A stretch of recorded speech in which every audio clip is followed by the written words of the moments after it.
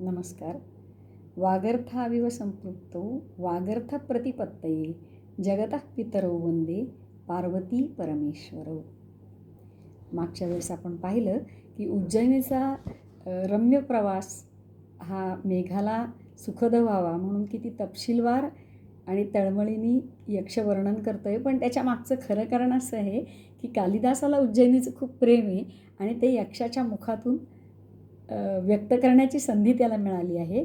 पण अतिशय उत्तम पद्धतीने तो इह आणि पर याचं महत्त्व जणू काही उज्जैनीचं महाकालाचं असं सांगत आहे. असं वर्णन करताना मी असं म्हटलं की तो शृंगाररसाचा सम्राट आहे, त्यामुळे जिथे मिळेल तिथे तो ती संधी साधून वर्णन करतच असतो. तर आपण मगाशी पाहिलं की तू गणिकांना कशी मदत कर वगैरे असं तो सांगत असताना किंवा नृत्य पाहिली असताना जी वर्णनं पाहिली त्याच्यानंतर पुढे तो असं वर्णन करतोय. गच्छन्तीनां रमणवसतीं योषितां तत्र नक्तं वृद्धालोके नरपतिपथे शुचिभेद्यैस्तमोभिः सौदामन्या कनकनिकषस्निग्धया दर्शयोर्वीं तोयोत्सर्गस्तनितमुखरो माचभूः विक्लवास्ताः असं वर्णन केलेलं आहे. आपण भवानीचं, हाराचं, नगाऱ्याचं हे सगळं भक्तिपूर्ण वर्णन ऐकल्यानंतर आता तो परत निघणार आहे. त्यांनी शिवाची सेवा केली आणि तो आता पुढे जाणार आहे. तर जात असताना पुन्हा त्याला रात्र झालेली आहे सायंकाळची सेवा केल्यानंतर. तेव्हा त्यावेळेस त्याला आणि काय काय दिसणार आहे तर गच्छन्ती म्हणजे जाणाऱ्या. कोण तर रमणवसतीं योषितां तत्र नक्तं. नक्तं म्हणजे रात्रीच्या वेळेस योषित स्त्रिया ज्या आपल्या रमणाकडे रममाण व्हायला जाणार आहेत म्हणजेच अभिसारिका आहेत. तर त्या तिथे ना सूचिभेद्य असं फार सुंदर वर्णन केलं. इतका दाट अंधार होतो आहे. सूचिभेद्य म्हणजे अगदी सुईचं टोकसुद्धा भेदेल की नाही त्या इतका निबिड, आपण म्हणतो ना डोळ्यात बोट घातलं तरी दिसणार नाही असा तो अंधार असेल. आणि तो राजमार्गावर आहे हे विशेष आहे. त्या ज्या राजपथावरून तू जाशील तुला राजपथावर अंधार दिसेल आणि प्रकाश पूर्ण नसणार आहे म्हणजे अडवलेला आहे असा तो दाट अंधार आहे. आणि त्यावेळेस मात्र तू आता असं कर की सौदामन्या कनक निकष स्निग्धया दर्शय उर्वीम. त्यांना उर्वी म्हणजे वाट, पृथ्वी, रस्ता, जमीन ती त्यांना दाखव. पण कशी तर गडगडाट चमचमाट कडगडाट न करता तुझी जी पत्नी आहे ना तिला सांग की तू अशी चमकून जा क्षणभर. अशी सुंदर विजेची लकीर आहे, ते फार सुरेख वाटते बघायला आणि प्रकाशही खूप छान क्षणात पडतो. जसं आपण बॅटरीचा टॉर्च मारल्यावर आपल्याला तिथे फोकसने दिसतं. हे फार कृत्रिम आणि गरजेचं आहे पण त्यात आकर्षकता नाही आहे. पण विद्युत ही एक अलौकिक शक्ती आहे, तिचं दर्शन चांगलं आहे, तिचा प्रकाश उज्ज्वल आहे. आणि आपण जो दगड असतो ना कसाचा त्याच्यावर घासल्यावर जशी बारीक रेष येते आणि झळाळतो तो धातू, तसं त्यांनी तिथे वर्णन केलेलं आहे की प्रियकराकडे त्या अभिसारिका रात्री जेव्हा जात आहेत त्या तर काळोख जो आहे अगदी चिरून जाणारा तर तिथे प्रकाशाला अटकाव केला आहे. रुद्ध आलोक म्हणजे प्रकाशाला अटकाव केला आहे. म्हणजेच प्रकाश तिथे राजमार्गावर सुद्धा पडणार नाही. तिथे सोन्याच्या निकषाचा दगड म्हणजे जो असतो त्याच्यावर आपण घासल्यावर जो एक रेष उमटते लकाकते तितका बारीक. इतका बारीक कशाला तर जास्त प्रकाश पडला तर त्या दिसतील. कुणी समजा चुकून पाहिलं तर त्या दिसतील. त्यामुळे त्यांना अंधाराची मदत घ्यावी लागते. तर त्या अंधारात दिसत पण नाही म्हणजे हवा आहे तर अंधार. आपण एक तुम्हाला आठवत असेल जुनी काव्य आहेत ना त्यामध्ये इतकं साहित्य भरलं आहे. पुन्हा पुन्हा त्याचं आपण अवलोकन केल्यानंतर अगदी श्रोत्रपेयी अशी ती काव्य. त्यात खूप आशयघन आहे. मेरा गोरा रंग लीजे मुझे श्याम रंग दीजे. कारण मी दिसले नाही पाहिजे, मला प्रियाकडे जायचं आहे आणि ती का संग हवा आहे. त्यामुळे माझा गोरा रंग दिसला तर मी पकडली जाईन.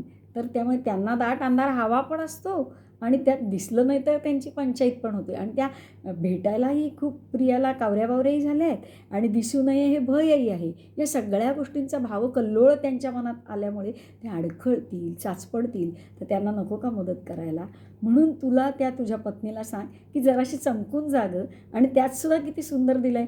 तो उज्जैनीच्या ना दगड धोंडे काही वर्णन केलं ना तरी तो समृद्ध आणि ज्याला आपण म्हणू की आनंद, मन, तन, मन, धन, वचन जिथे पावित्र्य, मांगल्य, समृद्ध असेच साधना तो शोधतो. त्यामुळे वर्णन त्यांनी दिलं आहे कनक निकष स्निग्धया अशी सौदामन्या ती कशी पाहिजे तर सोन्याच्या निकषावरील रेष जी असते ना तशी चमचमणारी तितपतच प्रकाश हवा आहे विद्युतचा.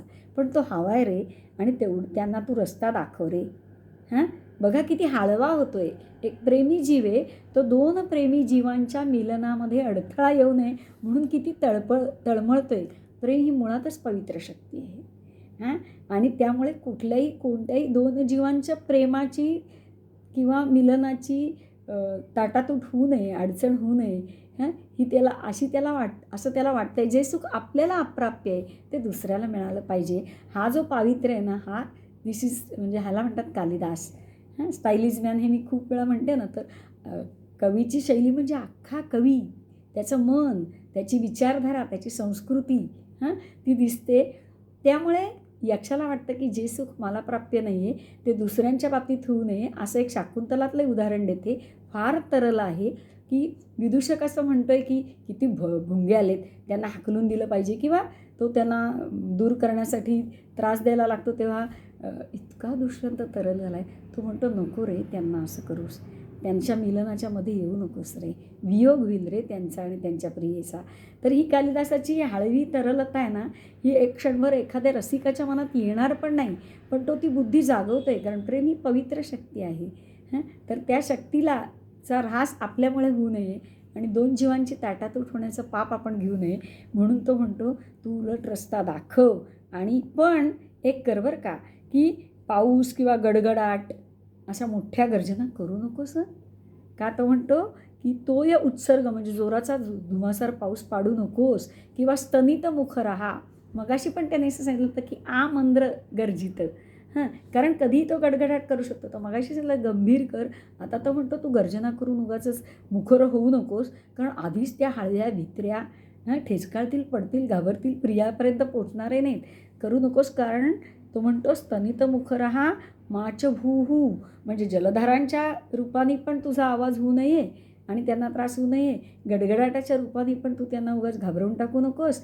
कारण विकलवा असता हा, अरे त्या फार अस्वस्थ आहेत रे, त्या कामविवश आहेत रे, त्या भेटायला व्याकुळ आहेत.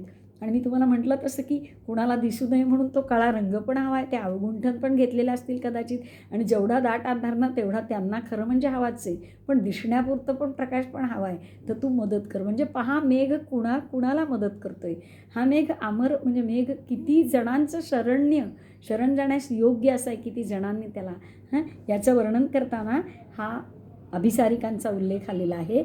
आणि शापाने पोळलेला जीव आहे बरं तो आपण पाहिलं तो गमित महिमा आहे म्हणजे त्याच्याकडे अलौकिक शक्ती आहे, कामरूप घेता येते. पण त्याचा जो यक्षाचा प्रॉब्लेम काय आहे, कामरूप मेघ घेतो, यक्षाचा प्रॉब्लेम काय आहे की त्याचा महिमा गमित म्हणजे घालवला आहे. गत हे साधं कबुधवीन, गमित म्हणजे शापाने घालवला आहे. त्यामुळे तो काय रोज नाही तर प्रियेला सूक्ष्मजीवानी जाऊन भेटू शकला असता, सिद्धी त्याच्याकडे असत्या तर तो गेलेला आहे. त्यामुळे त्याला शापाने पोळलेला जीव आहे. पण त्याच्या प्रेमाची जी ज्योत जागती आहे त्याला कुठेही त्याच्या इतकं पवित्र अंतःकरण आहे दिव्यासारखं की त्याला मत्सराची कुठेही धग नाही आहे. आणि आपल्या हृदयात जशी प्रेमाची ज्योत अमर राहावी तशी सगळ्यांचं प्रेम हे सफल व्हावं हे त्याला वाटतं आहे. आणि म्हणून दोन प्रेमी जीवांचं प्रेम समजून घेण्याइतका तो यक्ष अतिशय सरळ मनाचा आहे आणि तरल भाव आहेत. आणि नवविवाहित आणि खूप मोठा विरह आणि तोही शापाने आपल्या चुकीने झाला आहे, या सगळ्याचा त्याला त्रास होतो आहे. पण याची कुठेही चरफड नाही, मत्सर नाही, हेवे दावे नाहीत. याला कुठेही राग नाही आहे, रागाची धग नाही, मत्सराची काजळी नाही. इतकं पवित्र प्रेम आहे. आणि ते प्रेम बोलून दाखवलं ना तर एक खूप सुंदर सुभाषित आहे की प्रेमीद्वयो रसिकयोरपि दीप एव, प्रेमद्वयो रसिकयोरपि दीप एव. दोन जीवांचं प्रेम हा एक दिवाच असतो. हृद्वेष्म भासयती निश्चलमेष भाती. ते हृदयरूपी वेश्मन म्हणजे घर, ते उजळून टाकतं आणि ते निश्चल स्थिर असलेलं चांगलं दिसतं. त्याचं प्रदर्शन जे आपण आज सगळं बोलू नये पण चित्रपटातनं वगैरे बघतो त्याला कामाचा दर्प आहे, त्याला प्रेमाचा सुगंध फार कमी आहे. जी उच्छृंखलता जे सगळं आपल्याला पटत नसतानाही आपण पाहतो ते सगळं आहे ना तसं नाही, ते निश्चल, ते स्थिर असलेलं चांगलं असतं, शोभून दिसतं. आणि द्वारादयम वदनतस्तु बहिर्गतश्चित, ते मुखरूपी उंबऱ्याच्या त्याच्यातनं बाहेर गेलं ना तर निर्वाती शांती अथवा तनुताम उपैती. ते क्षीण होतं. तो दिवा बघा, उंबऱ्याच्या बाहेरचा वारा लागला त्याला तर उंबऱ्याच्या आत शोभून दिसतो. नाहीतर मग काय होतं, तो विझतो, तो फडफडतो, त्याचं तेज कमी होतं. तसं हे जे प्रेम आहे, त्या बिचाऱ्या जात आहेत आणि भेटत आहेत, बोलून दाखवू शकत नाही आहेत, तर त्यांच्या प्रेमाला तू मदत कर. कारण तो पण एक दिवा आहे आणि ते दोन प्रेमी जीवांचं अंतःकरण उजळून टाकणारी ती पवित्र शक्ती आहे. हां, तर त्यांच्या त्या ज्योतीला काजळा आपल्यामुळे लागू नये, त्यांची प्रेमाची ज्योत आपल्यामुळे क्षीण होऊ नये. त्या विकल आहेत, त्या घाबरल्या आहेत, त्या घाबरून पळून परत घरी गेल्या तर, आणि त्या कळू नये घरच्यांना म्हणून रात्रीच्या वेळे आलेल्या आहेत. हां, एक जीव तिथे त्यांची वाट बघून आर्त होऊन व्याकुळ होऊन तडपतोय, तर त्या कुणालाही तुझ्यामुळे त्रास होऊ देऊ नकोस. हां, विकलवास्ता हा, अरे त्या खूप घाबरलेल्या, भेदरलेल्या आणि त्यानं कामविवश झाल्या आहेत. तर त्यांच्या आनंदावर आपल्यामुळे विरजण पडू नये. किती तरल होऊन बोलतोय बघा यक्ष. तर अभिसारिका म्हणजे अभिसारयते कांतम मनमथ वशं वदा असं म्हटलं. जी कांताकडे जाते ती अभिसारिका. हां, आणि त्यांनी म्हणून उपाय पण सांगितला की तू विद्युतीच्या उन्मेषाने त्यांना मार्ग दाखव, ही एक प्रकारची कळकळीची विनंती करतोय. हां, आणि त्या प्रेमाकडे बघायचा एक चांगला दृष्टिकोन देतोय. आपल्याला वाटतं आपलं ते प्रेम आणि दुसऱ्याचं ते लफडं. हे मी अगदी साध्या किंवा चुकीच्या भाषेत बोलते असं तुम्हाला वाटत असेल, पण ही मास मेंटॅलिटी आहे की आपली प्रत्येक गोष्ट करताना आपण वकिली करतो, अपराध असेल तरी, आणि दुसऱ्याच्या वेळेस आपण जज होतो. तर तसा होऊ नकोस. तू अत्यंत काय म्हणू आपण त्याला, शांत आणि तटस्थ मनाने विचार कर की दोन प्रेमी जीवांचं प्रेम आहे, त्याच्यामध्ये आपण येऊ नये. पुढे पण असा एक खूप सुंदर दाखला येणार आहे. आणि त्याच्यामुळे मुखरत्व म्हणजे गर्जना करणे, आणि त्या अगदी अबोल घाबरलेल्या, त्यामुळे त्यांचं विकलवत्व असं विषम दाखवलं. तू गडगडलास की त्या भेदरून पडतील, कुठेतरी अडखळतील, आणि त्यांची जी अमर प्रेमधारा आहे त्याच्यामध्ये खंड तुझ्यामुळे पडू नयेत. म्हणून एक खूप, तर मी म्हटलं ना, तो भराभर उज्जैनीमधले सगळे सूक्ष्म भावना, समाजदर्शन, भक्ती, परंपरा ह्याचं वर्णन करतोय, आणि ह्या सगळ्यांना एका पवित्र प्रेमाच्या भावनेत गुंफत जाते. मग ते भक्ताचं आणि भगवंताचं प्रेम आहे त्याचंही वर्णन केलं आहे. अशा प्रकारे खूप हळवा होऊन तो बोलतोय आणि खूप छान पद्धतीने तो मदत करतोय की बाबा रे, तू त्या जीवांच्यामध्ये पण येऊ नकोस.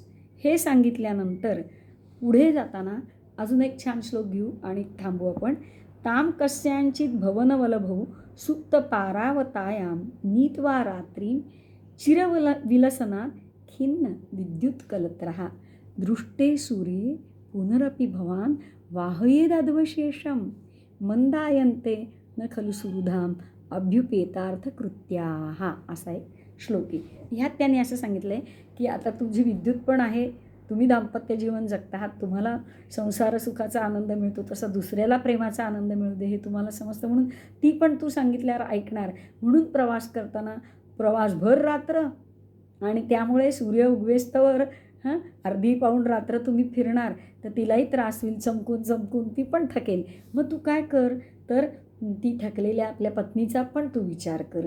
आणि त्यांनी म्हटलं आहे की एखाद्या भवन वलभौ म्हणजे ते हे असतात ना, घराची पन्हाळी किंवा वाड्याच्या पाख्या, तिथे पारवे झोपी गेलेले असतील ना, तिथे कुठेतरी तुझ्या कांतेला ग्लानी येईल रे, इतके वेळा चमकून. तिने पुण्याचं काम केलं पण शरीर थकतं ना, तर तिला झोपू देत, विश्रांती घेऊ देत. अर्धरात्र उलटून गेली असेल तर तू त्या तिथे तिच्याबरोबर खूप वेळ विलसनं म्हणजे स्फुरण पावल्यामुळे थकलेल्या प्रियेला घेऊन तू विसावा घे, निद्रा घे. पण आता पुन्हा मी तुम्हाला सतत सांगते की एक धागा आहे, एक प्रबंधाचं औचित्य आहे, त्याचं एक भान आहे. तर लगेच तो म्हणतो पण दृष्टे सूर्य पुनरपि भवान वाहेद अध्वशेषम. पण तू झोप माता, आणि पण सूर्य उगवला, नजरेस पडला की मात्र लगेच तू उरलेला रस्ता आहे ना तो कापायला सुरुवात कर बरं का रे. आता यामध्ये दोन भाग आहेत की तुला सूर्य उगवल्यावर तू जाणारच आहेस, आणि दुसरं म्हणजे आपला आता मित्रत्व झालं आहे ना, माझी व्यथा तुला माहिती आहे ना, माझी विवशता तुला माहिती आहे ना, पल्ला लांबचा आहे की नाही, तर त्यामुळे तू आळस करू नकोस. म्हणजे मंदायन्ते न खलु सुरुधाम अभ्युपेतार्थ कृत्याहा. तर तो असं म्हणत नाही आळस करू नको, असं निगेटिव्ह बोलतो, म्हणतो पुढचा रस्ता तू काढशीलच ना. विदर्भामध्ये ही एक शैली आहे बरं का बोलायची. एखादं काम करायला ना ते फार गोडपणे सांगतात, एवढं करशील ना तू, कर नाही म्हणत, ऑर्डर नाही करत. किंवा आळस करू नको नाही म्हणत, तू एवढं करून घेशील नाही का, करशीलच ना, असं म्हणतात. एक शैली आहे. तसं तो म्हणतो की तू पुढचा रस्ता काढशीलच. कारण का, तर प्रिय मित्र, सुहृद म्हणजे मित्राला फार सुंदर शब्द आहे सुहृद. म्हणजे त्याचं शोभनम हृदयस्य सहा, त्याचं हृदय इतकं आहे की दुःखात दुःख, सुखात सुख प्रतिबिंबित होणारं असं जो असतं ना, तो मित्र, खरा मित्र, जिवलग मित्र. तर त्यांनी एखादी विनंती केली असेल, त्यांचं एखादं कामगिरी असेल, तर चांगले लोक आहेत ना, चांगले सन्मित्र आहेत, ते त्याच्यामध्ये टाळाटाळ, विलंब करत नाहीत, तत्काळ करतात. हे तुला माहिती आहे. हा अर्थांतरन्यास अलंकार, की यातनं सिद्धांत की तू हे सगळं कर, तू आनंद कर, तू विसावा घे, पण सकाळ झाल्यावर जरा रस्ता भरभर कापशील ना रे. आणि त्याचं कारण असं दिलं आहे की चांगले मित्र हा आपल्या मित्रांनी सोपवलेल्या महत्त्वाच्या कामगिरीवर विलंब करत नाही. हो की नाही रे. असा तो अर्थांतरन्यास आहे. आणि एक सिद्धांत दाखवला की पोस्टमनला काही आपल्या पत्र लवकर पोचायची गरज नाही वाटत, त्याची ड्युटी आहे, तो पैसे घेतो आणि त्याला हवं तसं देतो. कुरिअरवाला पैसे घेतो तो आपल्या दारातील, त्याला त्याच्या भावनेशी काही संबंध नाही. पण मित्रांनी मित्राला दिलेली चिठ्ठी तो मित्र तत्काळ पोचवायला जातो, कारण त्याला मित्राचे भाव आहेत, त्याच्याशी तो समरस झालेला असतो, म्हणून तो सुहृद असतो, म्हणून तो घरी लगेच चिठ्ठी पोचवायला जातो. हे आपण व्यवहारात पण पाहतो. तर इथे ना मैत्रीची जी नीती आहे ती दाखवली आहे. म्हणून मी तुम्हाला सतत म्हणते रती आणि नीती. तर तो एकीकडे शृंगार रस, त्या प्रियांना आपण तर आत्ता सगळं रतिस्थायी भावाचंच बघतो आहे, ते निसर्गातलं पाहिलं, तिथल्या दाम्पत्य जीवनातलं पाहिलं. पण ह्याच्याही मनात जो प्रियेला निरोप पाठवायचा आणि जे विरह आहे, विप्रलंब आहे, ती पण एक रतिस्थायी भावाचं शृंगाराचंच वर्णन चालू आहे. तर त्यामध्ये नीती म्हणजे मैत्रीची जी नीती आहे ती मित्रांनी पाळावी. असं पाळतात. तर त्यामुळे तू लवकर जाशीलच, कारण इकडे त्याला उत्कट इच्छा आहे प्रियेला निरोप सांगायची. पण हे करताना त्याला पण आनंद आणि सुख आणि इतरांना पण आनंद सुख कसं मिळावं म्हणून रती आणि नीतीचा इतका सुंदर मिलाफ केलेला आहे की जो सामान्यपणे सज्जन लोक, सहृदय लोक, एकमेकांची सुखदुःख जाणणारी लोक असा विचार सतत करत असतात. ते जीवनाचं प्रतिबिंब इथे दाखवलेलं आहे. त्याच्यामुळे लांबणीवर आपण आपल्या मित्राचं काम टाकत नाही, तसं तू टाकणार नाहीस ना रे. म्हणजे पुन्हा तो आला आपला जो विरहाची आतलं कारुण्य आहे ना, मी म्हटलं ना की शृंगाराची कारंजी असली तरी खाली जे आहे ना ते जलकारुण्याचं आहे. तर ते आपल्याला दिसतं आणि आपल्याला कधीही असं कालिदास वाटू देत नाही की मूळ मुद्द्याला फारकत देऊन तो पुढे चालला आहे. त्याला थांबायचं कुठे खूप चांगलं कळतं.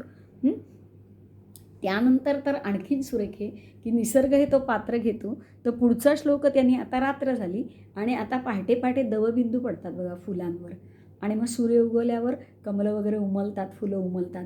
पण नाहीतर तुम्ही पाहिलं तर फुलांवर दव दिसतं, त्याला आपल्याला माहिती आहे त्याला अश्रूंची कल्पना करतात.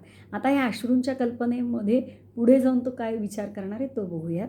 तस्मिन् काले नयन सलिलं योषितां खंडितानां शांतिन्नेयं प्रणयभिरतो वर्त्मभानो स्त्यजाशु प्रालेयास्त्रं कमलवदनात् सोऽपि हर्तुं नलिन्याः प्रत्यावृत्तस्त्वयि कररुधिः स्यात् अनल्प्याभ्यसूयः स्यात् अनल्प अभ्यसूयः असा शब्द येतो. तर मी रमायला लागल्या चुकून चालीत म्हणायला गेले.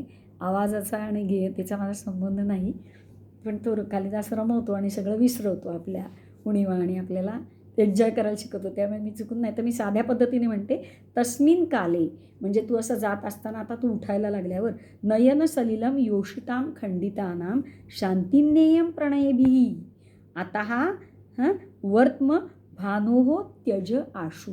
आता काय झालं की रात्र सरत आली आणि खंडिता नायिका हा एक नायिकेचा प्रकार आहे की जिचा पती हा दुसरीकडे जाऊन येतो आणि उत्तरात्र उलटल्यावर येतो आणि ती प्रियाची वाट पाहत असते रडून रडून आणि तिला खूप वाईट म्हणजे ती अपमानिताच झाली ना.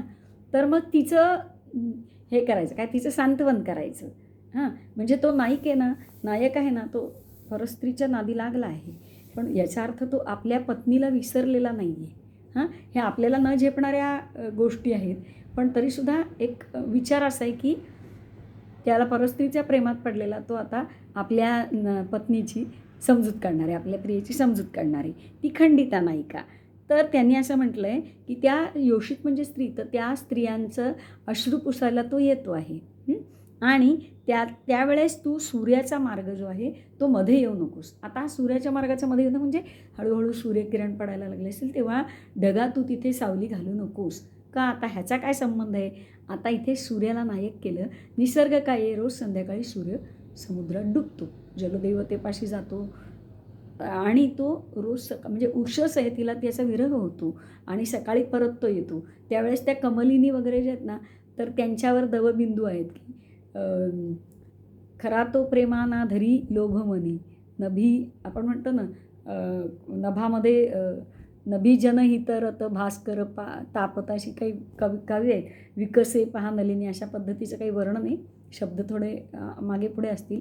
तर ती बिचारी लोभ न धरता आपली, ठीक आहे आपल्यावर पण प्रेम आहे ना, पण डोळ्यात तर अश्रू येणार ना, माणसाचं मन आहे ना शेवटी. पूर्वीच्या काळी राजांनासुद्धा अनेक नायिका दाखवलेल्या आहेत.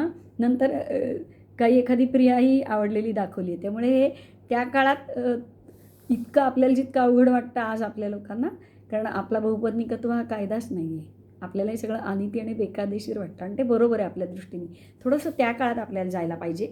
तर तो राजाला अनेक राण्या असतील तर तो एखाद्या राणीवर जास्त प्रेम असेल तर दुसऱ्या राणीचा रुसवा काढायला लागतो. इथे तर त्यांनी प्रियाच सगळ्या दाखवलेल्या आहेत. तर त्यांनी अशी कल्पना केली की सूर्य पुन्हा उगवतो रात्री गेलेला. तर त्यांनी असं म्हटलं आहे की प्रालेयाश्रम कमलवदनात सोपी हर्तुम नलिन्या प्रत्यावृत्त. तर नलिनीच्या जे अश्रू आहेत ते पुसायला तो आलेला आहे आणि ते पुसायला हात कुठले तर त्याचे सूर्यकिरण. तर तू मध्ये आलास तर ते किरण पोचतील का तिथपर्यंत? नाही. मग त्याचा जळफळाट होईल सूर्याचा. कळलं का? कारण का त्याला संताप येईल की हा माझ्या प्रियेला भेटायला मी येतोय आणि आधीच ती रुसली आहे, तिचं गैरसमज किंवा रुसवे दूर करायचे, तिच्या डोळ्यात मला अश्रू दिसत आहेत, तर माझा हात पोचला पाहिजे. आता बघा ना, वरून पृथ्वीवर किरण येणार आहे तर मी तिचे डोळे पुसणारे, हा मध्ये कशाला मेघ आला? म्हणून सूर्य तुझ्यावर चिडेल. तर अशा वेळेस तू कुठल्याही परिस्थितीत सावध राहा आणि मध्ये जाऊ नकोस. तर त्यांनी खूप छान शब्द वापरला आहे की तो अनल्प अभ्यसूया म्हणजे असूया आणि खूप मोठी त्याचा जळफळाट होईल, त्याचा संताप होईल. अनल्प शब्द खूप भलताच संताप येतो तुझ्यावर आणि त्याला वाटेल हा आपला विद्युतबरोबर हिंडतो सगळीकडे सहकुटुंब आणि मी माझ्या प्रियेचं सांत्वन करतोय, तिला खुश करायला येतो, हा कशाला मध्ये आला? म्हणून तो असूया फार गोड शब्द वापरलेला आहे. आणि त्यांनी सांगितलं आहे की बाबा रे, तू सूर्याच्या नाराजीचा विषय होऊ नकोस. कारण अश्रू कुठले तर कमलाच्या मुखावर जे हिमरूपी अश्रू आहेत ते पुसण्यासाठी तो फिरून येतो आहे. आता हे बघा, हे साधा निसर्ग आहे आणि ह्यांनी केलेली रमणीय उत्प्रेक्षा आहे. आलं लक्षात? तर आणि त्याच्या म्हणून त्याचे जे किरणरूपी जे हात आहेत ते रोखून जर तू धरलेस म्हणजे तू मध्ये आलास तर तो द्वेषाने जळफळेल तुझ्यावर. तर अभिसारिकांना साह्य करावं हे सांगितलं, रमरमणींच्या भेटींचं पुण्य जोडावं हे सांगितलं. तसंच सूर्य आणि कमलिनी या मिथुनाच्या समागमात तू विघ्न नको रे आणूस. चुकून आणशील पण ते येऊ नये म्हणून तू आधीच सावध राहायची मी तुला कल्पना देतोय. तर पहा, निसर्गाच्या छोट्या छोट्या गोष्टी, निसर्गातली जी व्यवस्था चक्र ह्याचा अभ्यास करून त्यात दिसणाऱ्या दृश्यांवर आपल्या मनातल्या कल्पनांचं प्रोजेक्शन हे कवीच करत असतो आणि त्यामुळे ते भाव सगळे उद्दीपित करत असतो वातावरणात. विप्रलंब शृंगार आहे आणि संयोग शृंगार आहे, दोन्ही इथे त्यांनी आणलेले आहेत. तर तो म्हणतो त्यांच्या विरहामध्ये तू मध्ये येऊ नकोस. आणि काम हा पुरुषार्थ आहे, धर्म अर्थ काम मोक्ष. तर त्यातला कामपुरुषार्थ हा त्याचा लाडकाच आहे, कालिदासाचा जास्तच वर्णन करतो. पण धर्माविरुद्ध कामेस्मी, धर्माच्या अविरुद्ध असा जो पुरुषार्थ काम, तो कामा हा अहम अस्मी. असं गीतेत पण म्हटलं आहे, धर्माविरुद्ध भूतेषु कामोस्मी, कामा अस्मी असं म्हटलेलं आहे. तर त्या कामपुरुषार्थाचा खूपच जास्त गौरव किंवा जयघोष हा करतो आहे, त्याचा तो स्वभाव आहे. पण त्यामुळे अशा पद्धतीने पुन्हा तो हळवा झाला. म्हणजे तुम्हाला म्हटलं की ह्या मध्ये खूप वेगवेगळ्या पद्धतीचं तरलता, मिलनोत्सुक जीवांना करणारा मदत, हे मेघाचं जो अँगल आहे ना तो इथे वेगवेगळ्या पद्धतीने त्याने दाखवलेला आहे. आणि असं म्हटलं आहे की प्रणय अपराध गाढ कुपिताया प्रियाया प्रसादनाय प्रयतमाने प्रबल मदनबाण परीक्षिणे प्राणेश्वरे. म्हणजे आपल्या प्रियेला चा रुसवा काढण्यासाठी जो जीव तडफडून प्रयत्न करतोय त्या सूर्याच्या मध्ये तू येऊ नकोस. म्हणजे त्याचे किरण पोचू देत. ढगमध्ये आला की सूर्य कळला की किरण पोचणार नाही, की नलिनीचा रुसवा कोण काढणार. आणि या गणिकांच्या इथे सुद्धा त्यांनी मागे एक असं म्हटलेलं आहे की बाबा रे, ह्या प्रिया आहेत ना, ह्या अभिसारिका आहेत ना, यांना प्रियापर्यंत जाण्यासाठी तुझ्याशिवाय कोण रे समर्थ आहे. तू अंधारही करतोस आणि तू किंचित रिमझिम पाऊस असलेला त्यांना चालणार आहे, पण तो पाऊस आवरून त्यांना विजेचा एक लकेर देऊन वाटही दाखवतोस. तुझ्याशिवाय कोण आहे रे त्यांना मदत करणार आहे. तसंच आता तो म्हणतो की सूर्य आणि कमलिनींच्यामध्ये येऊन शत्रुत्व घेऊ नकोस. अशा प्रकारे उज्जैनीचं वर्णन केलेलं आहे. आणि उज्जैनीचं वर्णन करताना कालिदासाला भरभरून जे त्याच्या अंतरंगात विचार आहेत, कल्पना आहेत, रम्य, नंतर दुसऱ्यांना सुख देणाऱ्या, त्यामुळे इथला कालिदास आपल्याला खूप चांगल्या पद्धतीने कळणार आहे. खूप विस्ताराने वर्णन आलं आहे, पण ते जाचक नाही आहे, ते रुक्ष नाही आहे, ते मोनोटनस नाही, ते कंटाळवाणं नाही. शिवाय शैली पण खूप म्हणजे बोलके शब्द वापरून केल्यामुळे आपण रंगून जातो. त्यामुळे रोचक आहे पण जाचक नाही आहे. इह आणि परमहात्म्य त्यांनी जाता जाता सुचवलं. आपल्याला सुद्धा आवडलं एखादा आपला गाव, आपला देश, आपली माणसं, तर आपण किती बोलतो हे आपल्याला कळत नाही. मी ठरवतो 10-10 मिनटं बोलायचं. किती बोलते मी कालिदासावर, तर त्यांनी तेवढी मोहिनीच घातलेली आहे. तसं त्याला आवरत नाही आहे. म्हणून या सगळ्या वर्णनात बघा की नदी आणि मेघ, निर्विंद्या नदी आणि मेघ, अभिसारिका आणि त्यांचं रमण, मेघ आणि विद्युत, सूर्य आणि नलिनी, ह्या दाम्पत्य जीवनाचं, प्रेमी जीवनांचं, प्रेमी युगुलांचं प्रेम हे त्यांनी त्यांच्या मिलनाची, त्यांच्या विरहात न येण्याची, या सगळ्या सूचनात्मक अशी हृदयवर्णनं केली आहेत. ही कोण करतं? एखादा निर्मत्सरी मन करतं. स्वतः अडचणीत असून दुसऱ्याचा सुखाचा विचार करणाराला मनाला ना एक प्रकारचं संतत्व आहे. म्हणजे याचा अर्थ तो भावनाशून्य नाही आहे, तो दांभिक नाही आहे, पण त्याला दुसऱ्यांच्या प्रेमाने आनंद होतो. अशी लोकं याला संत म्हणतात. आणि अशी लोकं खूप कमी असतात की ज्यांच्या वाट्याला प्रेम आलं नाही तरी ते प्रेम दुसऱ्यांना मिळावं त्यासाठी धडपडणारा जीव आहे ना, तो यक्षाचं मन हे एक प्रकारे संतत्व आहे त्याच्यात. आणि जे कालिदासात आहे म्हणून त्याने ते यक्षाच्या माध्यमातून, कारण कालिदासही हा वैयक्तिक जीवनात असं म्हटलं जातं आपल्याला, जे उपलब्ध माहिती आहे त्याप्रमाणे, की दुःखी होता. पण म्हणून त्यांनी कुठेही दुःख, राग, मी मगाशीच म्हटलं त्याच्या ज्या प्रेमाच्या भावनेत कुठेही मत्सर, असूयेची धग नाही आहे, रागरागाची धग नाही आहे, काजळी नाही आहे, कशी नैराश्याची रडत बसलेला नाही आहे तो. तर अशा तो यक्ष, त्याची मन बुद्धी विरहाने एकारलेली आहे, पण त्याचं मन फार निष्पाप आहे, फार स्वच्छ आहे, दुसऱ्यांच्या आनंदाने आनंदित होणारा आहे. आणि असं म्हणतात की दुसऱ्यांचं प्रेम, दुसऱ्यांचा आनंद हे सांगताना, हे घडवून देताना स्वतःचं हृदयात जे विकसित पावतात, फुलून येतात, उमलून येतात, असे संत किती असतात जगात. पण हा कालिदास आहे, त्याचा यक्ष आहे. आणि म्हणून त्यांनी इतकी थोरवी उज्जैनीची गायली आहे. तिचं सगळं बाजारपेठा किंवा तिथला सगळा प्रेमविलास, तिथले सगळं समृद्ध असं आयुष्य हे रंगवताना त्यांनी मगाशी जो उपक्रमात उज्जैनीच्या म्हणाला होता की थोडीशी वक्रपंथा, थोडीशी वाट वाकडी करून तुला जावं लागेल, पण त्याचं तुला हे अखंड फळ मिळेल. आणि त्यामुळे मेघाचा प्रवास हा आनंदी, समृद्ध, अनेक जीवांना मदत करणारा, अनेकांचं प्रेम फुलवणारा आणि त्याच्या प्रेमाची साक्ष असणारा हा असा चा प्रवास होईल. आणि माझी उज्जैनी तुला सगळीकडे म्हणजे तुझ्या पंच ज्ञानेंद्रियांना तृप्त करेल, तुझ्या अंतरंगात असलेल्या पवित्र प्रेमाच्या भावनेला आणि सहाय्याच्या भावनेला, दुसऱ्यांना आसरा देण्याच्या औदार्याला ती आणखीन उदार बनवेल, अशी माझी उज्जैनी हे या श्लोकातनं सुचवलं आहे. धन्यवाद.